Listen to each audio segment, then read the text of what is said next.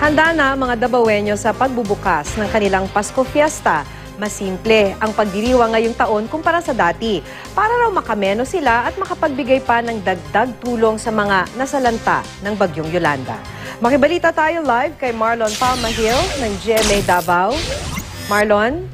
Maki, pinuno ng iba't ibang Christmas decoration ang paligid ng Davao City Hall para maramdaman na ang Pasko habang paghahanda na rin ito para sa taon ng Pasko Fiesta ng lungsod.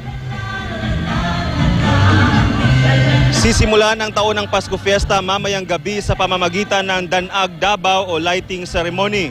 Sabay-sabay napapailawin ang mga Christmas decoration na nasa Sangguniang Panglungsod Building at ilang parke sa San Pedro Street.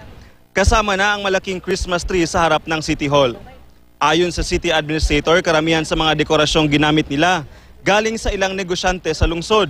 Ang iba naman gawa sa recycled materials. At kung noong mga nagdaang Pasko Fiesta ay may lamdag parada o lights display parade, inalis na muna ito ngayon sa listahan ng mga aktibidad dahil nais ng alkalde na ilaan na lamang sa mga biktima ng Bagyong Yolanda ang pondong para sana sa nasabing aktibidad. Umabot sa halos 3.8 million pesos ang pondong ginamit para sa Pasko Fiesta.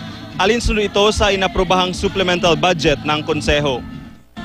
Maki, inanyayahan ng lokal na pamahalaan ng Davao ang lahat ng Dabawenyo, maging ang mga turista na makisadya o makisaya sa pagbubukas sa publiko ng Pasko Fiesta dito sa Davao City mamayang alas 6 ng gabi o alas 6 ng gabi dito sa Rizal Park sa labas lamang ng Davao City Hall. At yan muna ang latest mula dito sa Davao City.